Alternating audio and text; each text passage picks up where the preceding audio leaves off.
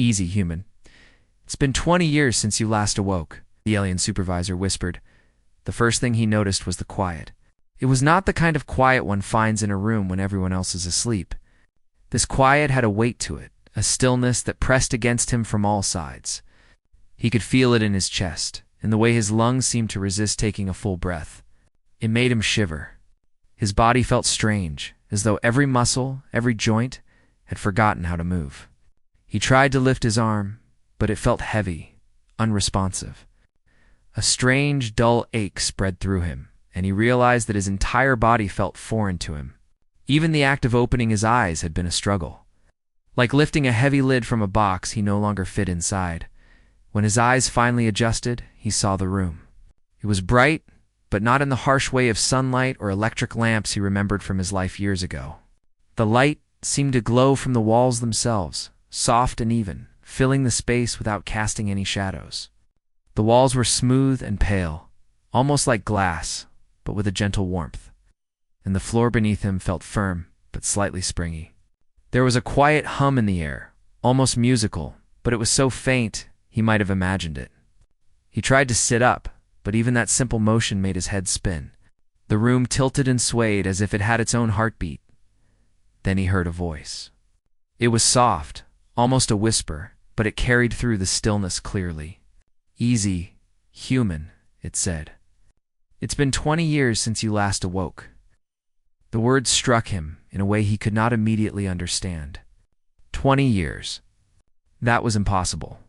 He blinked, trying to remember what had happened, but the memories came in fragments, like pieces of a puzzle thrown into the air. Faces he could not fully place.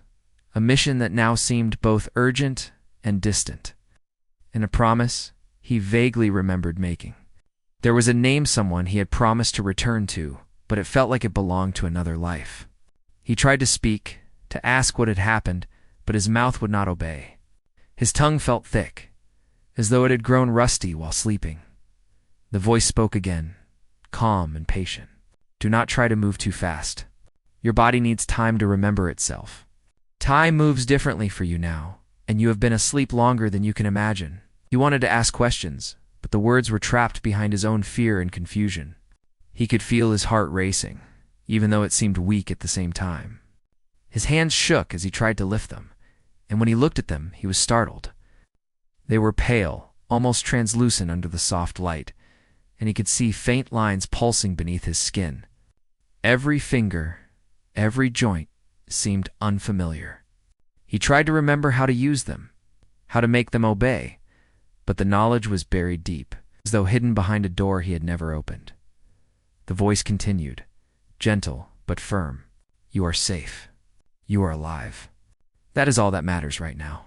Focus on that, and the rest will come. He wanted to believe it. He wanted to feel safe, but the room, the quiet, the strange light, it all made him feel small, fragile, like a child lost in a vast, unknown world. He closed his eyes again and tried to take a slow breath, just as the voice instructed. 1, 2, 3. He could hear the sound of his own breath, shallow and uneven, but it was real. It belonged to him. That gave him a strange comfort, a small anchor in the confusion that surrounded him. Slowly, almost painfully, he began to move. One hand lifted, trembling and awkward, then the other. He flexed his fingers, felt them respond, and a tiny spark of hope ignited within him. If his body could remember these small movements, maybe it could remember more. Maybe he could remember everything. But even as the thought crossed his mind, another wave of fear swept over him.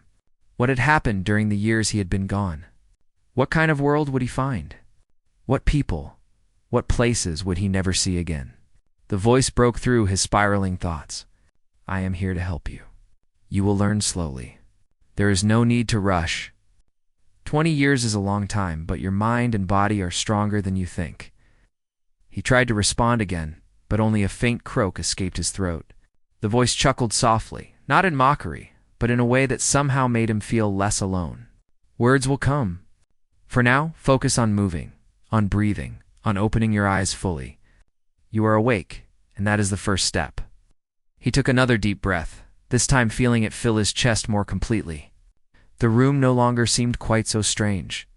The walls, the floor, even the hum in the air, he began to notice them. It's not just his background, but as part of the world he had returned to.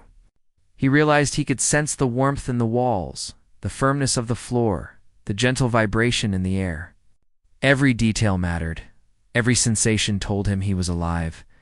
The voice spoke again, and this time he noticed a movement. A figure, tall and slender, stepped from the shadows of the room.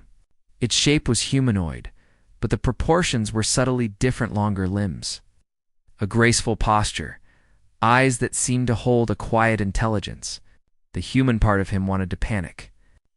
But another part, a smaller, curious part, felt a strange recognition, as though he had met this being in a dream.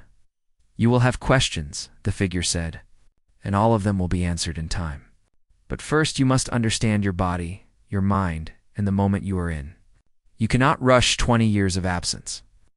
He nodded, even though he did not fully understand the gesture. The motion felt foreign at first, but it also felt right. Slowly, he began to explore the room with his eyes, taking in every detail: smooth surfaces, gentle curves, lights that shifted subtly as he moved, and the quiet, constant hum that seemed to resonate with his own heartbeat. It was unlike anything he had known, and yet he felt a strange calm begin to settle over him. For a long while, he simply lay there, breathing and observing, letting his body remember itself. The voice offered guidance when necessary, helping him to stretch, to lift, to move without pain. It spoke of time, of patience, of the importance of understanding his own limits. Every word, every gesture made him feel a little more connected to the world, a little more human. And slowly, as hours or maybe minutes he could not tell passed, he began to remember. Not the full story, not yet, but small fragments. The purpose of his mission. The faces of people he loved, the feelings he had carried into sleep. They came like sparks in the dark, fragile and fleeting, but enough to remind him that he was more than a body waking from long stasis.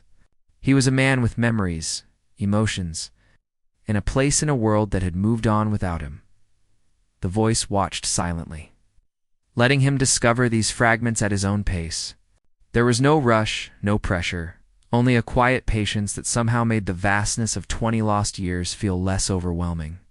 He could feel it in the soft tone and the gentle guidance. As his body slowly regained strength, he began to notice more about the world around him. The room he was in was no longer just a strange, sterile space. It was a place that felt purposeful, carefully designed to help him return to life. Soft panels lined the walls, and strange symbols glowed faintly, responding to his movements as if the room itself was alive. The air smelled faintly sweet and clean, unlike any hospital or building he had ever known. It was a smell that felt comforting, almost protective. The alien supervisor, who had spoken so gently to him during his awakening, now moved closer. Its long, slender limbs carried it smoothly across the floor, and its eyes, bright, calm, and intelligent, studied him with careful attention. "Your mind and body are waking," it said. "That is good. You have been asleep a long time, and the world you left has changed much." He tried to understand the words, but the meaning took time to sink in. Changed? How? He asked, his voice weak, but it carried real curiosity. The being did not answer immediately. Instead, it gestured toward a large, softly glowing screen that had appeared on the wall. Images shifted across its cities, landscapes, oceans, and people, but everything looked different. The cities were taller, cleaner, more integrated with nature. Vehicles hovered above the ground, moving silently, and people walked with a calm confidence he did not recognize. Even the forests and rivers looked healthier, almost as if they had been restored with care. He blinked, unable to comprehend the changes. "Is this Earth?" he asked, voice trembling. "Yes," the being replied. "It is the Earth you knew, but it is not the same Earth. Humanity faced challenges that nearly destroyed it. For many years, your people struggled to survive. You were chosen to sleep so that your knowledge and skills could be preserved for a future that might need you."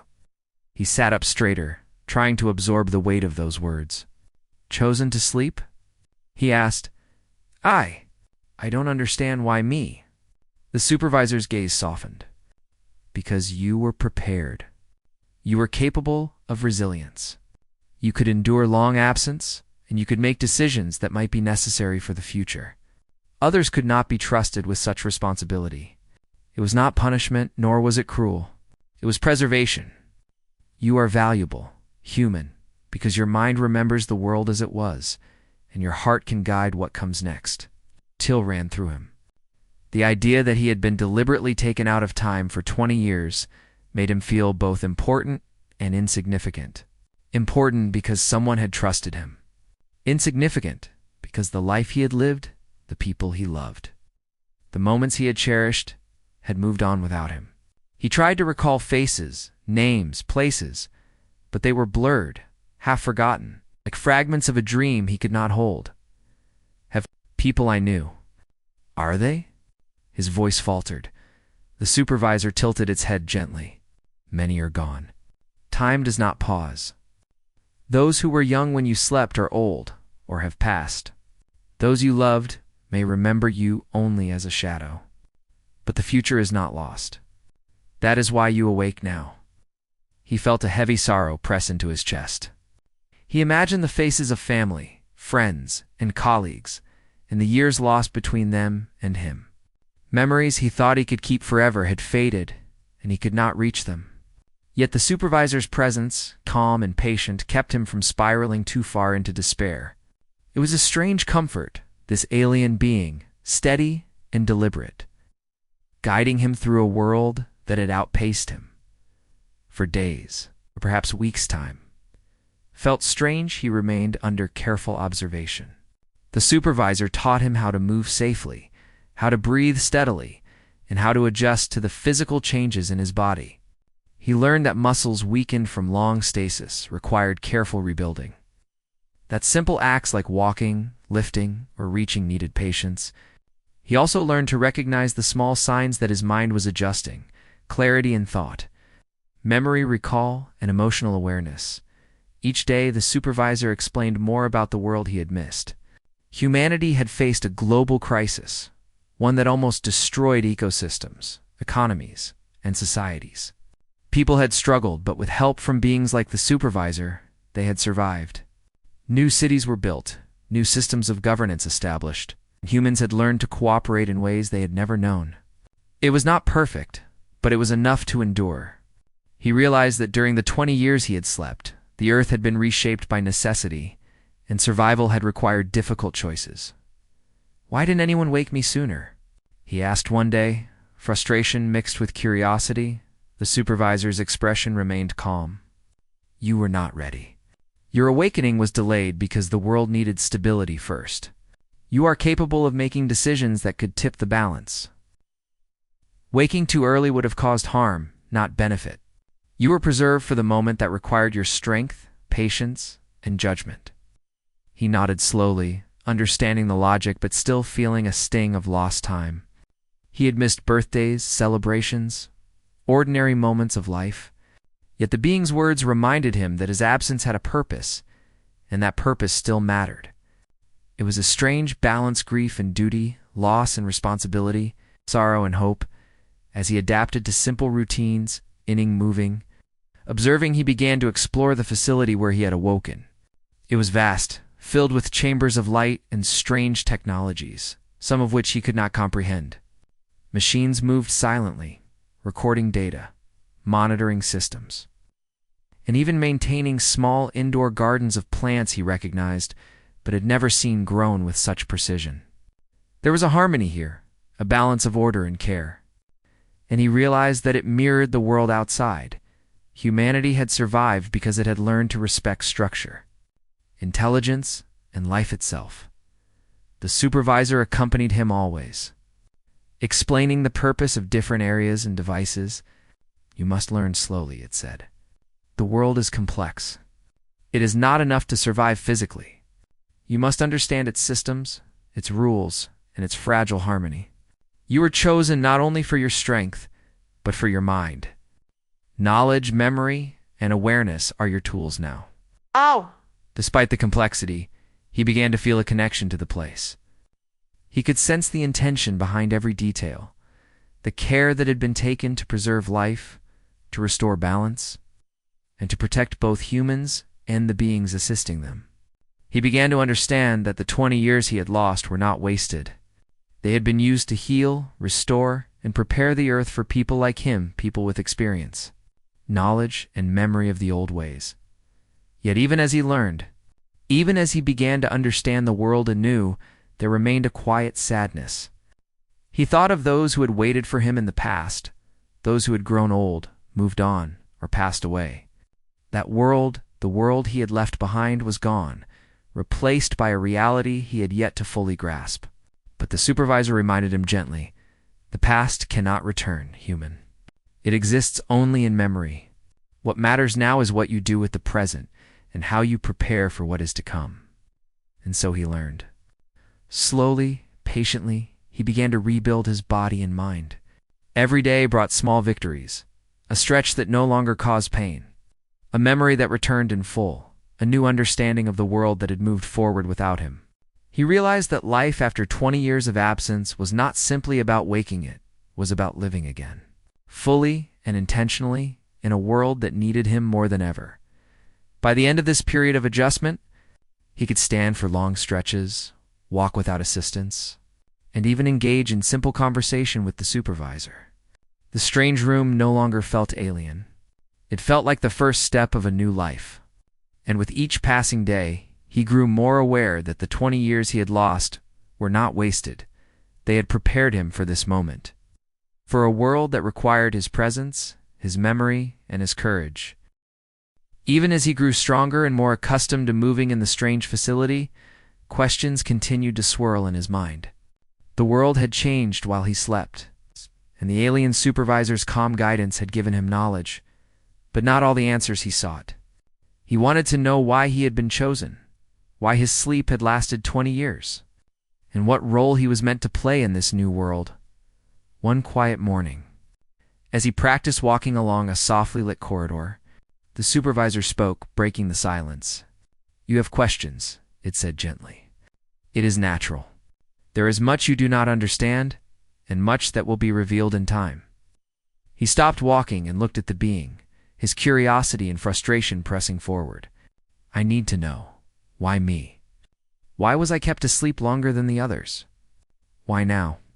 The supervisor paused, as if choosing its words carefully. "Because you were different. You had the strength to endure, but also the responsibility that comes with awareness. Others who slept did not possess the same balance. They could have been dangerous if awakened too soon.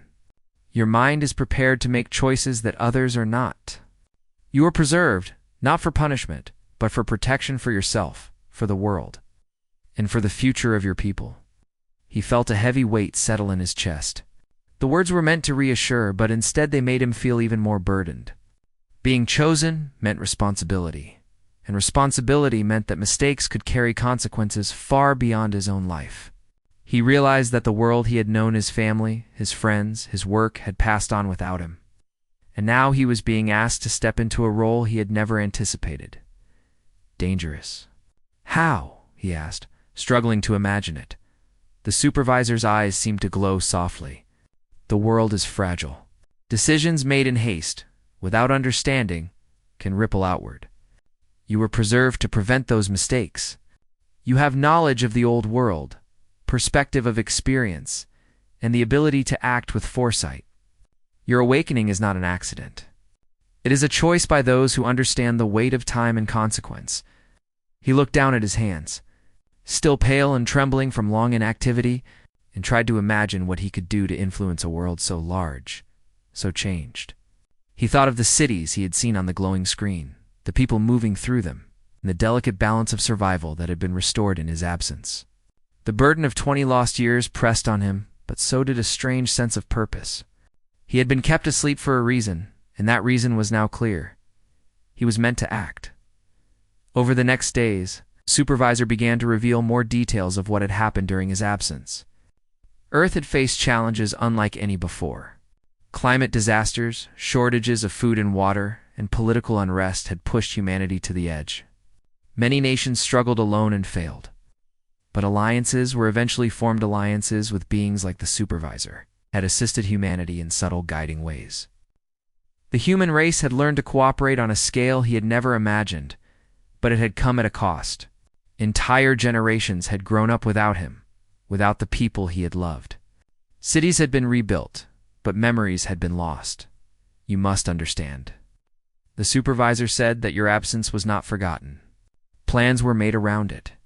Your knowledge, skills, and perspective were preserved because they were rare and necessary. You were chosen because your mind could understand both the old and new worlds. That understanding is your power and your responsibility. Oh. He listened quietly, absorbing the words. Each revelation brought a mix of emotions: pride, guilt, grief, and hope. He felt proud to be considered capable, guilty for the years lost. Grief for the people who had moved on without him, and hope that he could still influence what lay ahead. It was a strange combination, but he felt it with clarity. The weight of responsibility pressed down. But it was balanced by a spark of purpose, reason to keep moving forward. The Supervisor guided him through simulations and discussions about the state of the world. They showed him how resources were managed, how communities had adapted, and how technology had been integrated into daily life. Unlike the old world he remembered, humanity now relied on cooperation and careful planning. Small errors could no longer be ignored. Every decision mattered. He began to see why his perspective from the past was valuable, and why awakening him now made sense. One day, as he practiced walking through a room designed to simulate outdoor conditions, he finally asked the question that had haunted him the most. Was anyone angry that I was gone? That I slept while the world changed? The Supervisor's expression was unreadable at first, but then it softened. Some were. Some feared your absence, some mourned it. But those who mattered understood that your preservation was necessary. Anger, grief, and fear exist everywhere, human. They are part of your nature. What matters now is not the past, but your actions in the present. He nodded, feeling the truth in the words, though the ache of lost connections remained. He began to understand that his role was not to reclaim the past, but to guide the future. The world needed his knowledge, but it also needed his understanding of humanity, his patience, and his ability to act carefully. It was not a position he had asked for, but it was one he could not refuse. Over time, he also noticed that the Supervisor did not simply teach with words. It guided him through experiences, small, controlled challenges that allowed him to test his mind, body, and judgment. He learned to make decisions under pressure, to solve problems creatively, and to anticipate consequences. Each success, however minor, built his confidence. Each failure taught humility. And with every lesson, he felt more prepared to face the world outside the walls of the facility. Even so, he was haunted by the knowledge that 20 years had passed. The streets he remembered, the friends he had laughed with, the quiet evenings spent in familiar rooms, they were all gone. He realized that no matter how prepared he became, some part of the past would always remain unreachable. Yet strangely, this understanding brought him peace. The past could not be changed. He could only act now, with what he had, for the world he now saw. Late one evening, he sat quietly in a chamber filled with soft light, reflecting on the revelations of the day. The Supervisor watched silently, allowing him space to think. He realized that the 20 years of absence were not merely lost time, they were a preparation. Humanity had survived without him, but it had also been shaped for his awakening. And now, awake, he was part of something larger than himself. He could influence, guide, and protect in ways he had never imagined. The Supervisor finally spoke, breaking the quiet. You may feel the weight of what is past, human. That is natural. But remember, the present is yours. Your choices, your actions, your awareness, these are your tools. You are preserved not for comfort, but for purpose. And now, your awakening is the moment where your purpose begins. He felt a mix of fear and determination. The world had moved on, but he had been preserved to meet it. He understood now that he was not simply waking from sleep, he was stepping into responsibility. The weight of 20 years pressed on him, but he also felt the spark of possibility. He could not undo the past, but he could shape the future. And in that realization, he found the courage to move forward from that day onward. He focused on learning everything he could about the new world, its people, its systems, its challenges, and its potential. The supervisor remained at his side, patient and guiding, but increasingly he acted independently. He explored, observed, asked questions, and practiced judgment. Each day he grew stronger, not just in body, but in mind and spirit. And though the memories of the old world sometimes came like waves, bittersweet and haunting, he learned to carry them without being overwhelmed. Using them as guides rather than anchors, he began to understand that his awakening was not an end, but a beginning. 20 years had passed, but he was not too late. The world had changed, yes, but it was ready for someone with his experience, insight, and knowledge. And though he still carried grief for what had been lost, he also carried hope that he could contribute, guide, and protect in ways no one else could. By the time he had fully regained the ability to walk and think clearly, the man realized that simply understanding the world from the facility was not enough. He needed to experience it. The supervisor had guided him through controlled simulations, explained the changes in society, and taught him the ways humanity had survived and adapted.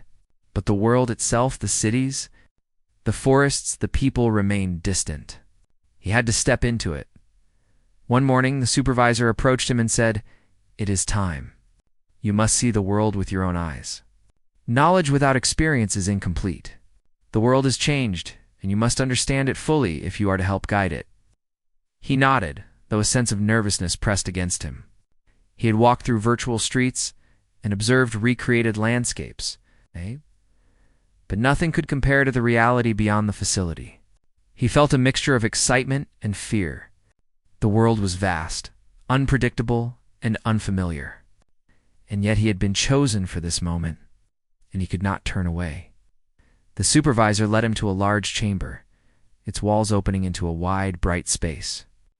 Beyond it lay a cityscape unlike any he had ever known. Buildings rose high, shimmering with light that seemed to come from within. Roads were replaced by smooth pathways for small, quiet vehicles that hovered above the ground. Parks and gardens filled the spaces between the buildings.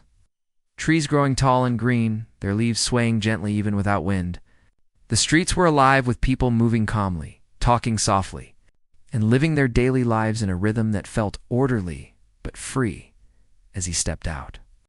The man noticed the sunlight, or what he assumed was sunlight, felt warmer and gentler than what he remembered. It seemed to touch his skin softly, and he could breathe deeply without discomfort. For a moment, he simply stood, absorbing the sights, sounds, and smells. The city was beautiful, almost unreal, yet there was an undeniable sense of life and vitality. The supervisor walked beside him, explaining the subtle differences in society. People have learned to live with one another in new ways. Conflicts are resolved differently. Resources are shared more carefully. Technology works in harmony with nature, not against it. This world is a balance between freedom and responsibility, something humanity has only just begun to understand. He listened, amazed at the changes. Machines and humans coexisted in a way he had never imagined. Robots assisted in work, but they were not replacements. They were partners. People moved with purpose, yet there was time for quiet moments, for reflection, for connection. The world seemed designed to nurture life rather than consume it. And in the midst of all this, he felt small and fragile. A man who had slept through 20 years and now had to find his place. As they walked, the supervisor pointed out small details. Children learning in open-air classrooms, elders sharing wisdom in communal spaces, markets filled with fresh food grown without harm to the land. He realized that the earth he had known was not lost. It had been reshaped, refined, and protected. And yet it was also fragile. One wrong decision, one reckless act, could disturb the delicate balance. That was why his presence mattered. He was not just a visitor. He was a reminder of what had come before and a guide for what might come next. In the following days, he explored the city more thoroughly, gradually interacting with the people. At first, they regarded him with curiosity. His clothes, his mannerisms, and even the way he moved marked him as different. But he approached everyone with respect and humility, and slowly they began to accept him. He learned how society now functioned, how decisions were made, how leaders were chosen, how communities cooperated, and he realized that his old ways of thinking could both help and hinder him. He had to adapt, not just survive. One evening, as he walked through a quiet park, the supervisor spoke again. "You are learning, but understanding requires more than observation. You must experience emotions, connections, and choices. You must walk among humans as they live, not as a visitor above them." The man nodded, realizing the truth in those words. He had been awake physically for some time, but emotionally and socially, he was still in the process of adapting. The world had changed, and he had to change with it. He began to participate in small tasks, helping to organize community events, assisting in the care of gardens, learning the local language of interaction that had developed over decades. Each act, though small, brought him closer to the rhythm of life he had missed. Despite these small successes, he struggled internally. Memories of the past haunted him, the faces of friends he might never see again, the streets he would never walk, the simple comforts of a life that had disappeared. There were nights when he would lie awake, staring at the stars, wondering if he would ever feel at home in a world that had moved on. The supervisor never forced him to confront these feelings, but remained silently present, allowing him to work through grief at his own pace. One day, as he helped a small community repair a structure damaged by a storm, he realized something important. The people around him were not relying on him for leadership, yet they were learning from him, just as he was learning from them. He could see the importance of his experience, but he also saw that knowledge alone was not enough. Empathy, patience, and understanding were equally vital. Leadership was not simply about making decisions. It was about connecting, guiding, and nurturing trust. As weeks passed, he grew more confident. His body moved more naturally. His mind adapted to new ideas. And his emotions found a balance between past sorrow and present purpose. The supervisor introduced him to more advanced tasks involving strategic planning, problem solving, and guidance for larger communities. He realized that the 20 years of absence had been a preparation not just for survival, but for this very moment where his awareness, experience, and human perspective could influence the future of an entire society. During this time, he also began to notice the subtle ways humans and aliens work together. He met other beings like his supervisor, each guiding, teaching, and protecting in ways that were unobtrusive, yet essential. Some seemed distant, observing quietly. Others were more interactive, engaging in conversations, problem-solving, and even play. He began to see that the world he had stepped into was not just a human society, but a partnership, delicate cooperation that had evolved over decades. And his role was to fit into this network, bridging past knowledge with current needs. Yet the most important lesson he learned during this period was about patience. The world could not be rushed, nor could he. Every choice mattered, and the consequences of mistakes could ripple far beyond immediate perception. He understood that 20 years of preparation, both for himself and for the world, had been necessary. And now, with awareness and patience, he could begin to act in ways that were meaningful, sustainable, and beneficial. By the end of this long process, he was no longer just a man waking from sleep. He had become an observer, a participant, and a guide. He had learned to navigate the world with awareness, to understand its systems, and to respect the delicate balance that allowed life to flourish. He had also learned to reconcile his grief with the responsibilities of the present, to accept that some parts of his past were gone, and to focus instead on what he could influence now. One quiet evening, standing on a balcony overlooking the city, he realized how far he had come. The streets glowed softly in the fading light. People moved with purpose and care, and the balance between nature and technology was evident everywhere. He understood now that awakening was not simply about regaining consciousness. It was about stepping into responsibility, understanding, and connection. And for the first time in a long time, he felt ready. The supervisor stood beside him, silent but watchful. "You are ready," it said softly. "Not for the end, but for the next step. You understand the world, its people, and your place within it. Now, you will begin to shape the future using the knowledge and strength that you carry." He looked at the city, the people, and the horizon beyond, and a quiet determination filled him. 20 years had passed, but his journey was only beginning. He had learned to walk, to think, to feel, and to connect. And now, with the world open before him, he was ready to take the steps that would define not only his own life, but the lives of countless others. The man had come a long way since the moment he first opened his eyes. His body had grown strong again, his mind sharp and focused, and his heart attuned to the world around him. Yet, as he stood on the balcony overlooking the city for the first time without the supervisor at his side, a new weight pressed on him. The time had come to make choices that could shape the lives of many. Choices he had never imagined having to make. The supervisor approached quietly, its eyes calm, almost gentle. "You have learned much," it said softly. "You understand the people, the systems, and the balance that has been achieved. But understanding alone is not enough. You must now decide what you will do with the knowledge and strength you carry." He took a deep breath, feeling the warm air fill his lungs. The city stretched before him, alive with light, sound, and movement. He had walked these streets, observed the routines, and spoken with many of the people who now lived in them. He knew the fragility and the strength of this new world.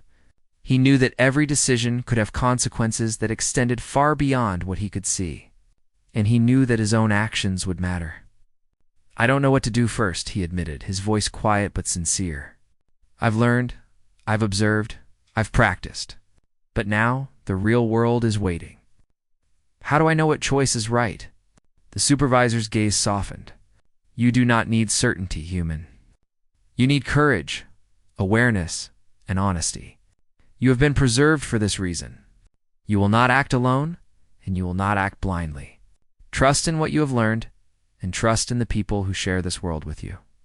He thought about the lessons of the past weeks, the careful observations, the small successes, the challenges he had faced and overcome. He remembered the people he had met, their smiles, their hopes, their quiet determination to live well. He remembered the fragile balance of the city, the harmony between technology and nature, and the delicate cooperation between humans and the beings who had guided them. And he realized that he was no longer an outsider. He was part of this world now, with the power to help it grow stronger. The first decision he made was small, but significant. He visited one of the community centers he had worked in, speaking with the leaders about ways to improve communication and support between neighborhoods. He listened carefully to their concerns, asked questions, and offered suggestions based on both his experience from the past and his understanding of the present. The people responded with interest and respect, valuing his perspective even as they added their own insights. For the first time, he felt the true meaning of influence, not control, but guidance. In the days that followed, he expanded his efforts. He helped organize resources for areas affected by storms, advised on sustainable practices for agriculture, and encouraged cooperative projects between different communities. Each action, though small in isolation, began to ripple outward. People noticed his careful thought, his willingness to listen, and his dedication to the greater good. Slowly, he built a network of trust, not through authority, but through understanding and collaboration. Even as he acted, he continued to reflect on the past. The memories of those 20 years lost did not disappear, nor did the sorrow for what could never be reclaimed. Yet he had learned to carry them without being overwhelmed. They reminded him of the fragility of life, the importance of time, and the responsibility that came with knowledge. They were a guide, not a burden, a reminder that the present was precious, and that every action had meaning. One afternoon, he visited a place he had once called home, though it had changed beyond recognition. The streets were cleaner, the buildings taller, the people different. Yet he felt a connection to the place, a quiet acknowledgement that life continued, and that he, too, had a role to play within it. Standing there, he understood that his awakening was not just about learning or observing. It was about participating, shaping, and protecting. He could not undo the past, but he could influence the future. The supervisor appeared beside him once more, its voice calm and steady. "You are ready," it said. "Not because you know all the answers, but because you are willing to act, to learn, and to guide. That willingness is more powerful than certainty. The future is not predetermined, human. It is created by those who choose to shape it." He nodded, feeling a mixture of humility and resolve. He understood now that leadership was not about power or control. It was about service, care, and responsibility. It was about listening as much as speaking, observing as much as acting, and balancing the needs of the many with the knowledge he carried. And he was ready to do so, step by step, moment by moment. In the weeks and months that followed, he became more integrated into the community and society at large. He continued to work alongside humans and aliens alike, helping to resolve conflicts, coordinate resources, and plan for a sustainable future. He found joy in small successes, the rebuilding of a damaged garden, the completion of a shared project, the smiles of people who felt seen and heard. Each victory, no matter how minor, reinforced his belief in the value of his role. Yet he also faced challenges. Not every decision was easy, and not every outcome was perfect. Mistakes occurred, misunderstandings arose, and tensions flared. But he had learned patience, humility, and resilience. He did not let failure stop him. He used it as a lesson, adjusting his approach and striving to do better. Over time, people came to trust him, not because he was preserved from the past, but because he proved day by day that he could act with wisdom and compassion. One evening, as the sun set over the city, casting warm light across the buildings and streets, he stood on the balcony once more. The world was alive beneath him, full of motion, hope, and possibility.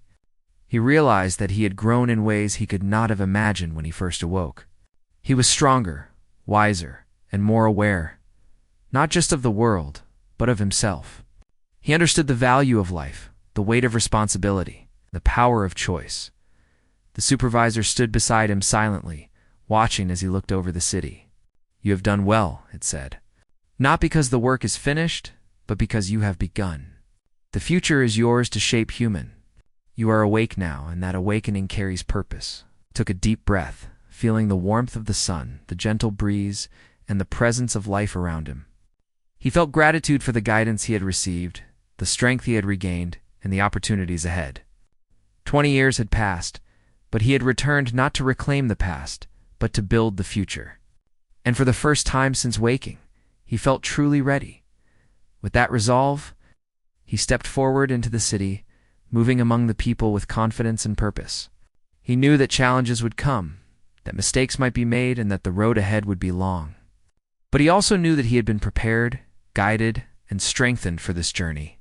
He carried the memories of the past, the lessons of the present, and the hope for the future within him, and he understood that his awakening was not the end of a story, but the beginning of one that he would help write.